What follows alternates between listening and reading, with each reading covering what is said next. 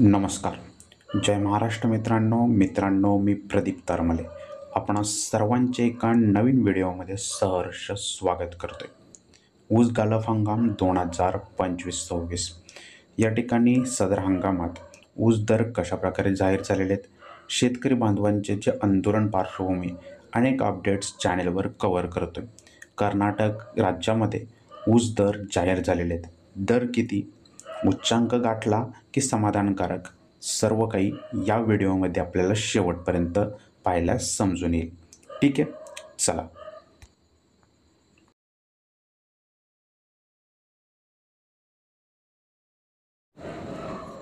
मित्रांनो, चॅनेल आपण सबस्क्राईब केलं असेल, आता कमेंट सेक्शनच्या जवळ आपल्याला हायपे म्हणून एक ऑप्शन मिळेल, त्यावर आपण या व्हिडिओसाठी पॉईंट देऊन हा व्हिडिओ इतर बांधवांपर्यंत पोहोचवू शकाल. पुढे जाल. बेलगावातील शेतकऱ्यांनी ऊस दरासाठी मोठे आंदोलन उभारले. यामध्ये त्यांनी आपण पाहाल तर गेल्या काही दिवसांपासून रास्ता रोको झाले. आंदोलनाला हिंसक वळण देखील लागलं. अथक परिश्रमानंतर कर्नाटकमध्ये ऊस दर जाहीर झालेले आहे. दर किती हा आपला प्रश्न आहे, तो आपल्याला या व्हिडिओमध्ये क्लिअर होणार आहे.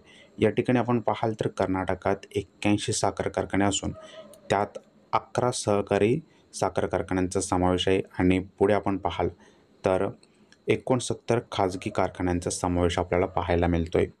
तर उत्तर कर्नाटकात बेलगाव, बालकोट, विजापूर यासारख्या अनेक जे काही विभाग आहेत त्यामध्ये मोठ्या प्रमाणात शेतकरी बांधवांनी आंदोलन केलं आणि या पार्श्वभूमीवरती त्यांची अपेक्षा होती 3,500 रुपये प्रति टन दर, परंतु सरकारने 3,300 रुपयावर तोडगा काढलेला आहे आणि आता शेतकरी बांधवांना 3,300 रुपये प्रति टनास हे दर या ठिकाणी इकडे जाहीर करण्यात आलेले आहेत.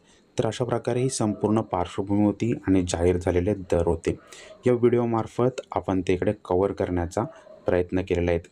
आपल्या राज्यामध्ये देखील सुधारित दर कसे होते आणि त्याची पार्श्वभूमीवरती काय आहे हे आपण पुढील व्हिडिओमध्ये कव्हर करणार आहोत. ठीक आहे, तुर्तास एवढंच. व्हिडिओ कसा होता कमेंट सेक्शनमध्ये नक्की कळवाल, इतरांपर्यंत पोहोचवाल जेणेकरून त्यांच्या कन्सेप्ट क्लिअर होतील. जय हिंद.